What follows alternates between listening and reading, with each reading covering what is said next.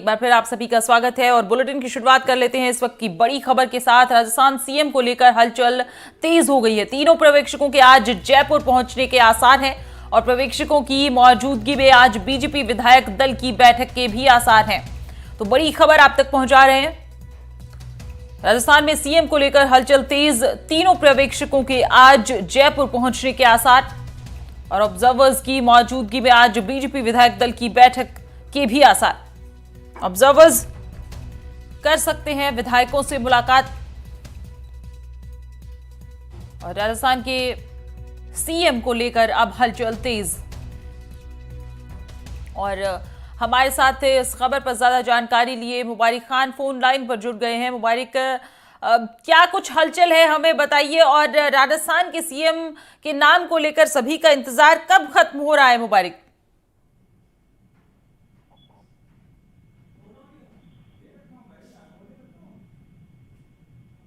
जी। मुबारिक,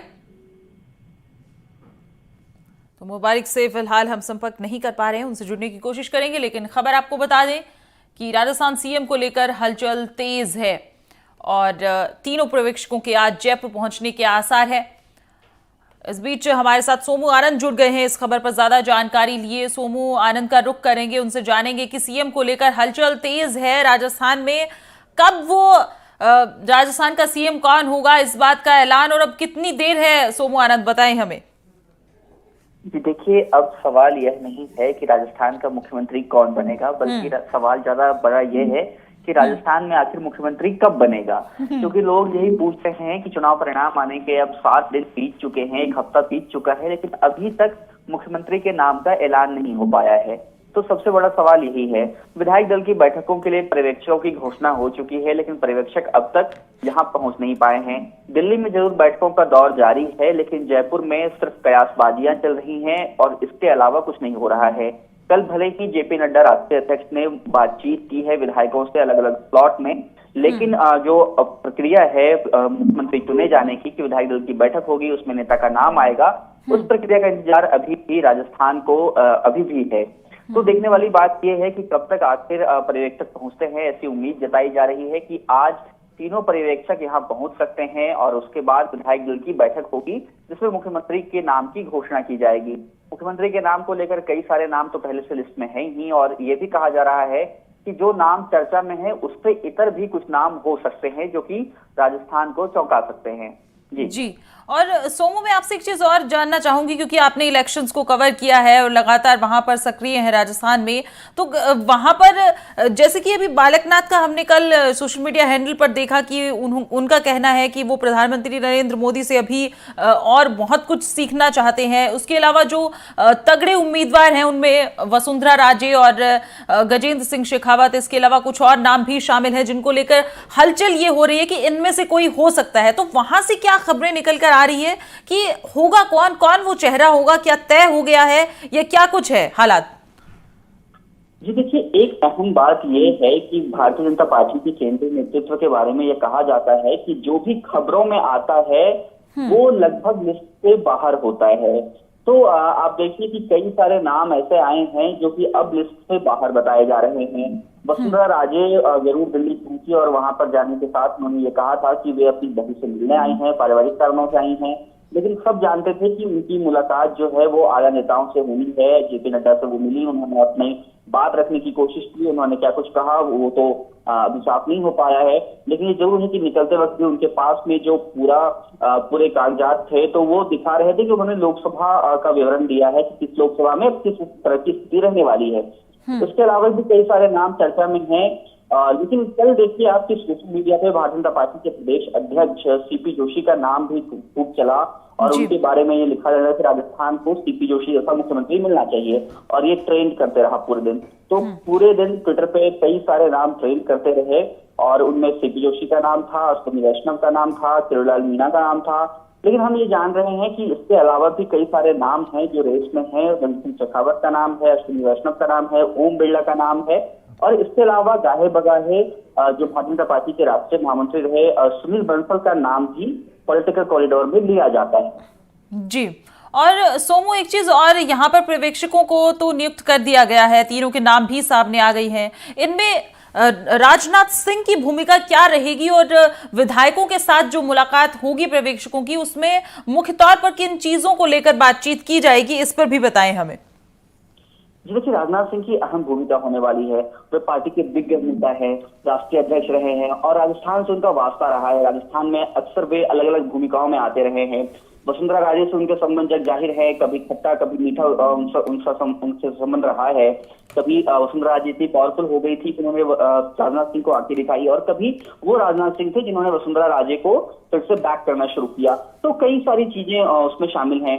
राजनाथ सिंह क्योंकि सबसे बड़े नेताओं में से हैं, अभी जितने पर्यवेक्षक नियुक्त हुए उनमें से, तो जाहिर है कि आप देखिए कि राजस्थान में राजनाथ सिंह को भेजने के गहरे मायने हैं, क्योंकि यहाँ पर जो खेल है वो बाकी राज्यों के मुकाबले इतना आसान नहीं है। यहाँ एक बहुत बड़ा पावर सेंटर है जिसने इस बात से इनकार नहीं किया है कि वह मुख्यमंत्री की रेस में नहीं है। वरना आप देखिए, शिवराज सिंह चौहान ने साफ कर दिया कि वह मुख्यमंत्री की रेस में नहीं है। भारतीय जनता पार्टी के तमाम बड़े नेताओं ने गाहे बगाहे ये कहा है कि वे मुख्यमंत्री की रेस में नहीं है, लेकिन वसुंधरा राजे ने ऐसा कभी भी किसी पब्लिक प्लेटफॉर्म पे नहीं कहा है। जाहिर है वे तीसरी बार मुख्यमंत्री बनना चाहती हैं। उनके समर्थक विधायकों ने भी कई बार इसकी घोषणा की, कई बार ऐलान किया, और यहाँ तक कि कालीचरण सराफ ने ये तक कहा कि 70 विधायक ऐसे हैं जो चाहते हैं कि वसुंधरा राजे मुख्यमंत्री बने। तो राजस्थान में राजनाथ सिंह को भेजने के मायने ये हैं कि यहाँ पर कई सारे ऐसे नेता हैं जो अंदर खानी चाहते हैं कि वे मुख्यमंत्री बने, और वो उनका अपना एक पावर सेंटर है जिसमें वसुंधरा राजे सबसे बड़ा नाम है। तो जब विधायकों से बातचीत होगी, विधायकों से 1 to 1 बातचीत करेंगे पर्यवेक्षक, तो इस बात का भी आकलन किया जाएगा कि अगर किसी और को बनाया जाता है तो उससे क्या नफा नुकसान हो सकता है। एक और फॉर्मूले पर बात हो रही है कि अलग अलग तरह के सामाजिक समीकरण साधने के लिए भारतीय जनता पार्टी मुख्यमंत्री के अलावा 2 उप मुख्यमंत्री भी बना सकती है, जो आदिवासी या फिर ओबीसी समुदाय से हो सकते हैं। अगर ओबीसी मुख्यमंत्री होता है तो किसी अगली जाति का उप मुख्यमंत्री हो सकता है। इन तमाम चीजों पर बात हो रही है। तो जब पर्यवेक्षक आएंगे तो वो इस बात का आकलन करेंगे और उसके बाद निर्णय लेंगे। हालांकि ये स्पष्ट है कि जो मुख्यमंत्री का चेहरा है वो 2 या 3 लोग ही जानते हैं कि वो कौन होगा। पर्यवेक्षकों में भी सभी को इस बात की जानकारी हो ऐसा जरूरी नहीं है, लेकिन पर्यवेक्षक उस नाम पर सहमति बनाने की कोशिश करेंगे, ऐसा माना जा रहा है। जी, और एक चीज और थी सोमू आनंद, हमने देखा कि जैसे ही बीजेपी को राजस्थान, मध्य प्रदेश और छत्तीसगढ़ में जब जीत मिली, उसके बाद प्रधानमंत्री मोदी का हमने संबोधन सुना और उसमें उन्होंने नारी शक्ति का मुख्य तौर पर जिक्र किया। तो किस तरफ वो इशारा था और क्या राजस्थान की राजनीति में नारी शक्ति को जोड़कर, क्योंकि आपने जैसे जिक्र किया कि वसुंधरा राजे का जो कद है राजस्थान की राजनीति में वो बहुत बड़ा है और उसको जरूर ध्यान में रखा जाएगा और उसके बाद कुछ फैसला लिया जा सकता है। और आपने ये भी साफ किया कि उन्होंने कहीं भी सोशल मीडिया में, मीडिया में ये नहीं उन्होंने इनकार किया इस बात से कि वे नहीं बनना चाहती, तो जाहिर तौर पर वे बनना चाहती है। तो ये जो नारी शक्ति वाला फैक्टर है ये कितना मायने रखेगा और इसको लेकर क्या ध्यान में रखी जाएंगी चीजें? जी बिल्कुल मायने रखेगा। देखिए, भारतीय जनता पार्टी ने जिस तरह से विमेन रिजर्वेशन बिल को भुनाने की कोशिश की है और बार बार मंचों से इसे दोहराया है, तो उससे एक बात तो साफ है कि भारतीय जनता पार्टी ये जोखिम नहीं लेना चाहेगी कि 3 राज्यों में जब वो मुख्यमंत्री बनाए तो उसमें से कोई भी महिला नहीं हो। इसलिए अलग अलग जगहों पर ये चर्चा हो रही है कि संभवतः छत्तीसगढ़ में कोई महिला मुख्यमंत्री हो सकती है या राजस्थान में हो सकती है। अगर राजस्थान में मुख्यमंत्री वसुंधरा राजे को बनाया जाता है तो फिर तो पार्टी के पास सबसे बेहतर विकल्प है वो महिला के बतौर महिला। लेकिन अगर उनको नहीं बनाया जाता है तो दिया कुमारी भी एक कंटेंडर हैं। दिया कुमारी इससे पहले सबसे पहले वो सवाई माधोपुर से विधायक हुई, उसके बाद दक्षिणी राजस्थान के हिस्से से सांसद बनी, 2 बार सांसद रही वहां से, और अब राजधानी जयपुर से विधायक हुई और जयपुर के पूर्व राज परिवार की सदस्य हैं। उनका दावा भी काफी मजबूत है और इस मायने में भी मजबूत है कि उन्होंने राज्य के अलग अलग इलाकों का प्रतिनिधित्व किया है। तो ये बहुत महत्वपूर्ण बात है कि भारतीय जनता पार्टी के पास प्रदेश में ऐसे नेताओं की कमी है जो पूरे प्रदेश में अपील रखते हो। वसुंधरा राजे जरूर ऐसी नेता है, लेकिन उसके बाद कोई नेता ऐसा नहीं है जिसका पश्चिमी राजस्थान से लेकर पूर्वी राजस्थान और उत्तरी दक्षिणी राजस्थान में इनकी अपील हो।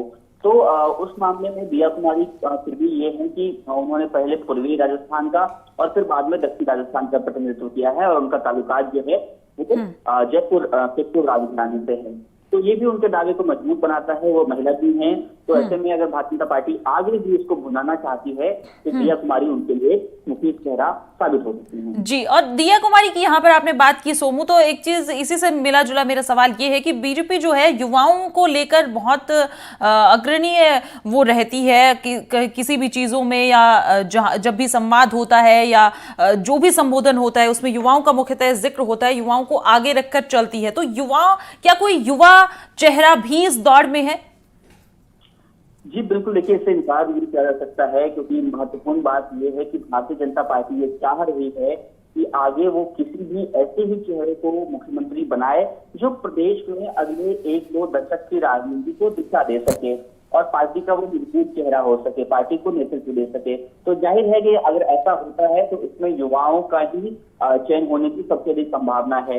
इसलिए इसमें कई सारे नाम बाहर हो जाते हैं। हमने देखा कि केजरीवाल मीना ने साफ तौर पे ये कहा कि मेरी उम्र ज्यादा हो गई है, मैं किसी और भूमिका के लिए फिट हूँ, लेकिन मुख्यमंत्री के चेहरे के लिए मैं फिट नहीं हूँ। तो जाहिर है वो भी उसी बात की ओर इशारा कर रहे थे कि स्टार्ट उनको भी ये संदेश आया है कि उम्र जो है वो एक फैक्टर इस बार रहने वाला है।